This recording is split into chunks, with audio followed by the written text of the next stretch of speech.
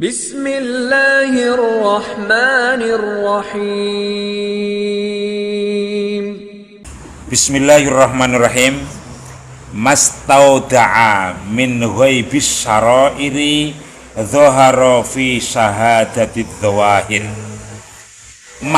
Sesuatu yang Allah titipkan min ghaibis syara'iri, istauda'a yang Allah titipkan atau yang Allah berikan, min ghaibis syara'iri, dari rahasia-rahasia batin. Syara'ir bakal orang sini ngomongnya batin, bukan syara'ir. Batin, paham ya batin itu ya? Paham batin ya? Batin. Kalau orang ahli toreko biasanya bahasanya itu syara'ir. Batin lah, rahasia batin. Dhahara, tampak, terlihat, membekas. Dhahara itu artinya tampak, terlihat, membekas. Fi syahadati dhawahir, dalam perilaku. Mana nih lo angel yang kanan ini. Fi syahadati dhawahir, syahadah itu tampak, dhahir ya tampak mana. Fi syahadati dhawahir, dhahara tampak mana yang ngomong ini. Terlihat pada perilaku dhahir. Saya ulang lagi. Sesuatu yang Allah berikan dari rahasia-rahasia batin atau rahasia hati, itu bisa dilihat dari perilaku dhahir. Saya ulang lagi mana nih ya. Saya nggak ketemu bahasa yang mudah. Sesuatu yang Allah titipkan di rahasia-rahasia batin itu apa? Batin ini sini apa? Itu bisa tampak dari gerak langkah zahir. Saya ulang lagi. Allah menitipkan sesuatu yang ada pada rahasia-rahasia hati, itu bisa dilihat dari gerakan langkah zahir. Dari gerakan langkah zahir. Artinya gerakan langkah zahir ini, zahir itu menerjemahkan apa-apa yang ada pada hati. Hatinya hijau, maka perilakunya hijau. Hatinya hitam, maka perilakunya hitam. Itu maksudnya. Artinya apa? Jadi saya itu tadi itu melihat bahwa ghaibus syara'ir, sesuatu yang ada pada batin ini, kok digawe kabeh wae. Sekalian gawe ini, Mas.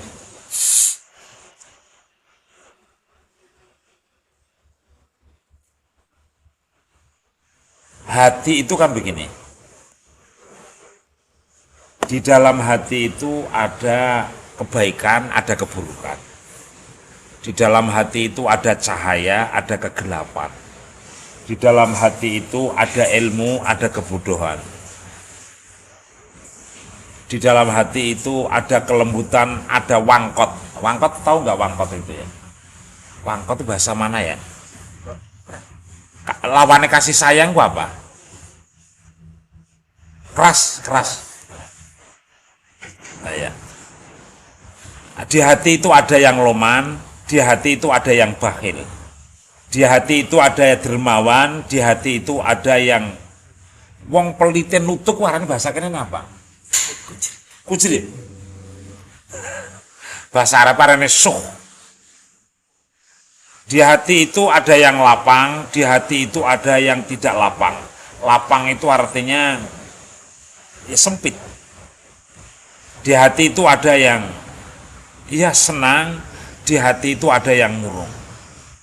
Di hati itu ada yang terpuji, di hati itu ada yang terhina. Maksudnya begini.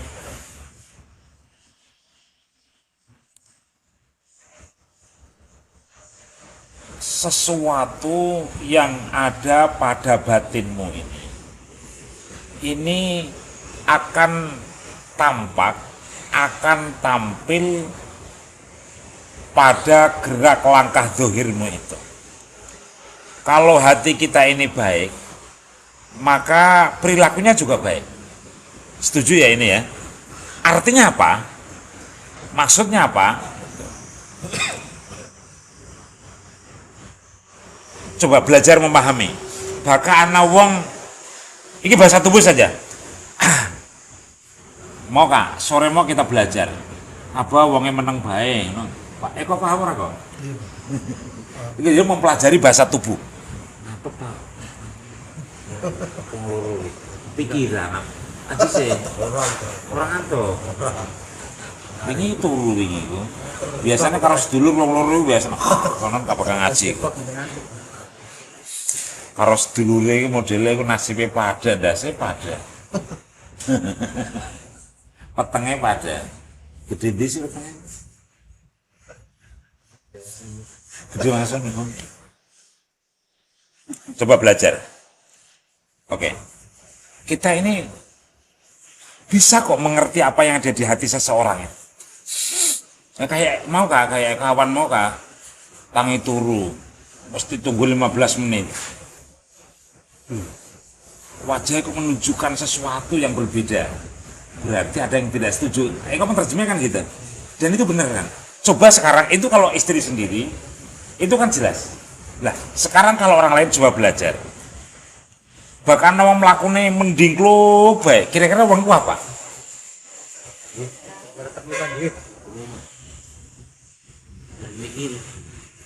Ya makanya monggo terserah terjemah, karena yang ada di zahir itu menerjemahkan yang di batin sih. Nah, nantinya sih kalian ini harus belajar betul yang ada di hati ini karena ini menentukan kinerja zahir kamu, gitu loh.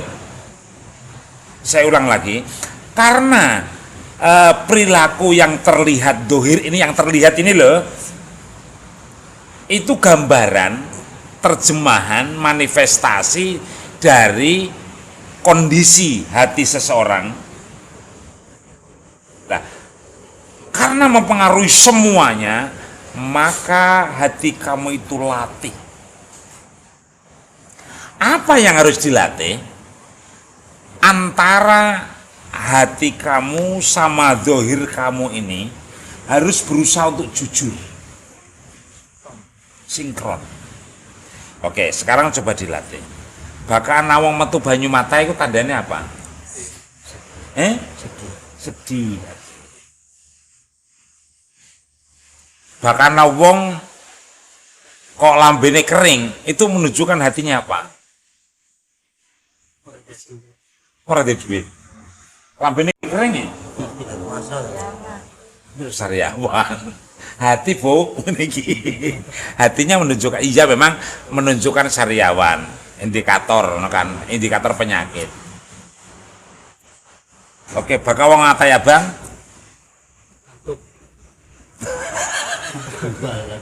Lagi duga atau ngantuk. Bakal mata mencureng? Sewot. Oh serius tak sewot? Lagi mencureng, mencureng orang mencureng ya? Fokus. Lagi fokus. Serius. Saya tuh sering lihat perilaku seseorang. Bakal kukur-kukur peteng, kempong.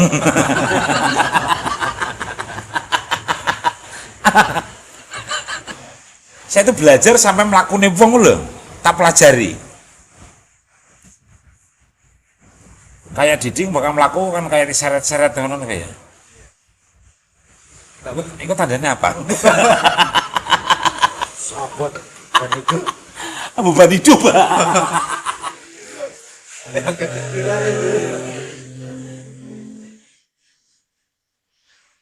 Ini menunjukkan, benar menunjukkan. Makanya perbaiki apa yang ada pada batinmu itu. Perbaiki.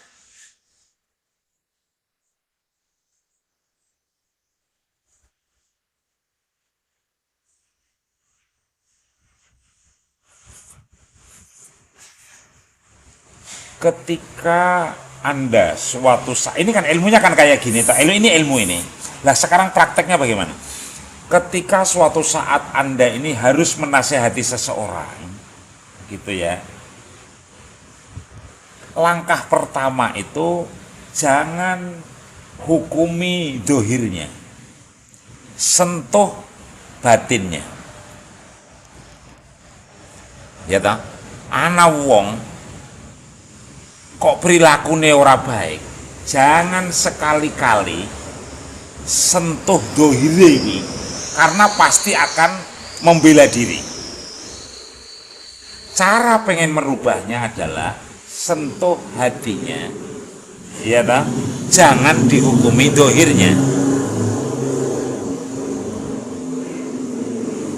Ini ilmu kelas penting guys.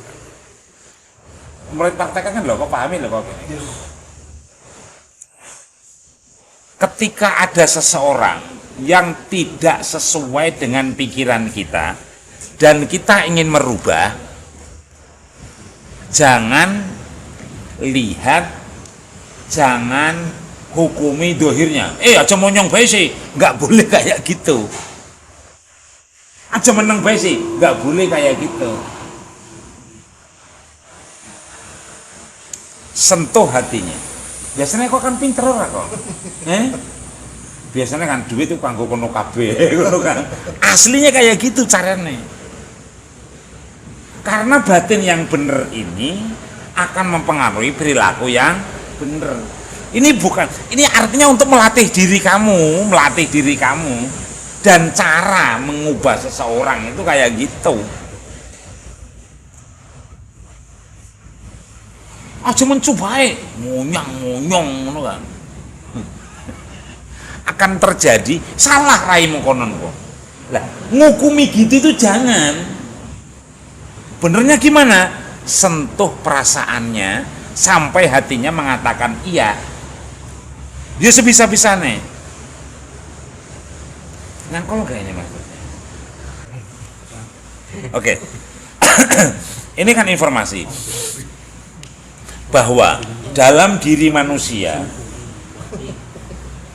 itu ada segumpal darah, jari Rasulullah kan gitu kan. Jika soluhat jasadil kullu. Bahkan itu sama dengan hadis Rasulullah itu kan. Apa pelajaran apa yang bisa kita ambil gitu loh. Ya kan? Kalau kamu ingin memperbaiki perilakumu, maka perbaiki hatimu dulu. Ketika kamu pengen mengarahkan kebaikan, sentuh batinnya dulu. Dan ini harus kita praktekkan. Orang dengan ngerungu, aja ganggu bae. Itu beneran.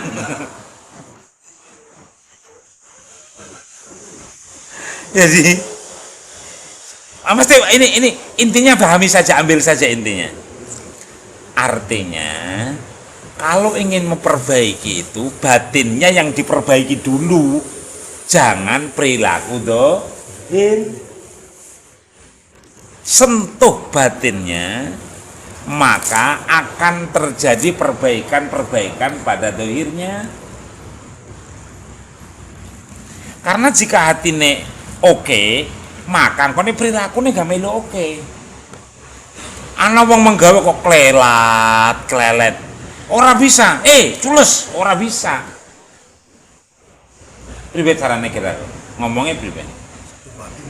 Iya carane iki biben. Sentuh batin iki yo. Malah turu. Bocah culus kon turu. Kok kondiran dia turu. Coba kira-kira ngomongnya priwe? Sentuh hatinya, sentuh.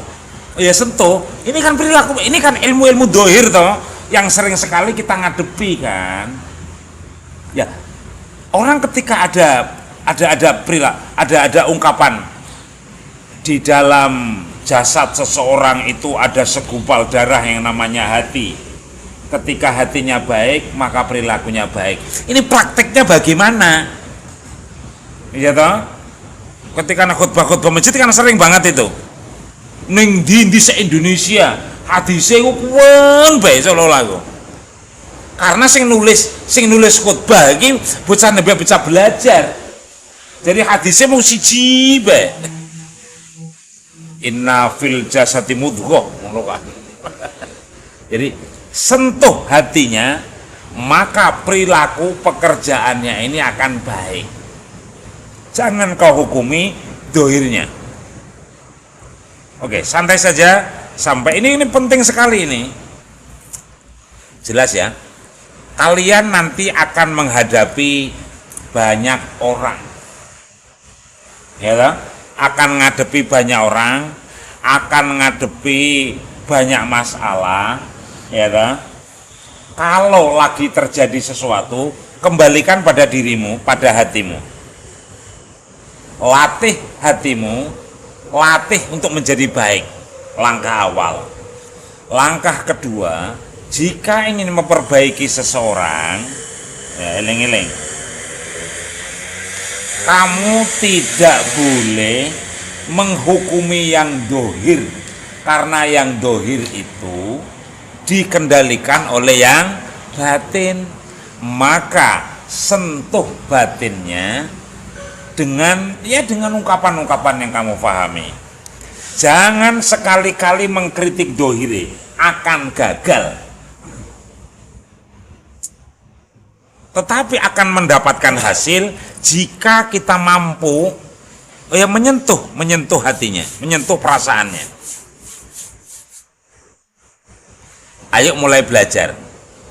Umpamane duwe karyawan kok meneng bae, turu bae, sira ki menggawe ngantuk bae.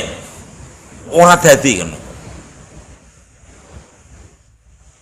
Lah, priben supaya dia kerjanya semangat? Iya. Ini loh, kalian akan menghadapi banyak orang loh. Ini ilmunya eleng-eleng. Sentuh hatinya. Lah, cara menyentuh hatinya kan macam-macam. Ngopi dulu. Baka Mas Eka nguru kidul, iku diajak makan wong. Seneng mangan Iya. Wongnya udah utangnya tadi kan. Ini kan ilmu sebenarnya sebagiannya sudah tahu, nggak tahu ilmu apa dalam ilmu komunikasi dohir di lapangan ini. Tetapi caranya kayak gini, kayak dulu diajari Mas Eka, gampang wong kon niku mah tidak metu mangan, kon lulu hati ya salah satunya kan karena wong itu yang mangan, dia sentuh hatinya, senangannya. bakal kesenangannya sing ora-ora. Siapa sentuh hatinya, kira-kira dia ini mengatakan iya, maka kita akan mampu merubah dengan yang lain-lainnya.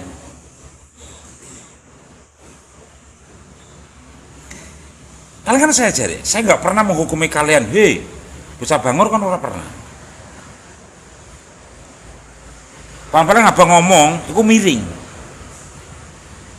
Miring ya, miring itu bukan bahasa Quran arane hanif aslinya sih. Tapi saya nggak berani menyampaikan yang lebih jauh. Jelas ya, jelas ini pemahaman dipahami ya, jelas ya. Cara mengubah sesuatu, apalagi mengubah seseorang. Jangan sekali-kali engkau menghukumi dohirnya. Berbahaya. Caranya gimana? Sentuh hatinya. Cara menyentuh hatinya, manusiaku semuanya itu suka yang namanya disanjung itu. Oke? Setuju nggak? Sanjung ora apa-apa. Ora, ndas kok apa kok. Itu nyentuh, tapi ya jangan terlalu norak ya. Nah biasanya pada norak. Sentuh hatinya dengan nanti kamu akan menemukan cara, karena setiap orang berbeda-beda cara menyentuh hatinya itu.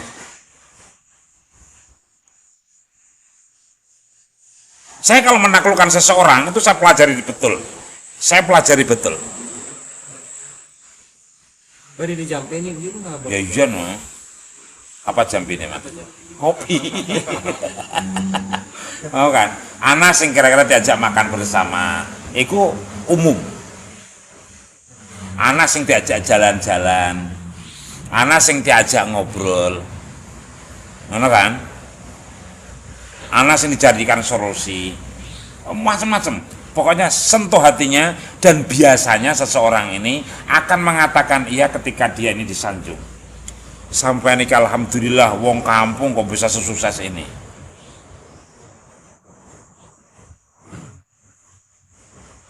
Ini yang kali akan Anda alami nantinya ini. Bapak Totok nih aparan tukang tuku tripang karena apa, karena bahasa Totok. Udah bayar. Oh, Totok ngomong kan bayar. Cara menyentuh bayar itu nggak bisa ngomong secara vulgar, dohiri benar. Sentuh hatinya. Nah, Anda akan tahu sendiri bagaimana cara menyentuh hati itu. Jangan sekali-kali hukumi dohir, kan lari semua itu. Masuk akal, mereka? Masuk, mesti paham nggak? Mesti kamu mengatakan iya nggak?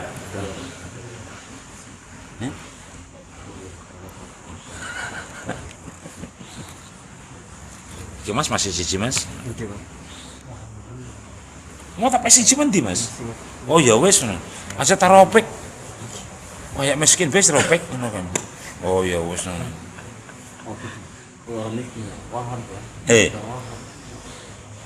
Ya insya Allah paham ya. Satu aja ya. Satu paham. Ini ilmu yakin cak, ilmu berharga banget ini. Mas tauda'a min ghaibis syara'ir dhahara fi syahadati dhawahir. Orang jarang bisa terjemahkan maksudnya apa kene iki. Kamu itu jangan hukumi dohiri. Kalau saya terjemahnya kebalik, jangan sekali-kali karena perilaku dohir itu dikendalikan oleh batin, maka yang kamu harus kendalikan dulu adalah batinnya. Lah, bagaimana cara mengendalikan batin itu?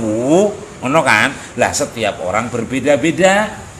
Kalau kamu ini tukang ngomong, maka sanjung dia, hargai dia, gitu loh. Jelas ya? Ini tukang sewot biasanya. Tukang sewot ya sewot di mana? Aja mau sewot.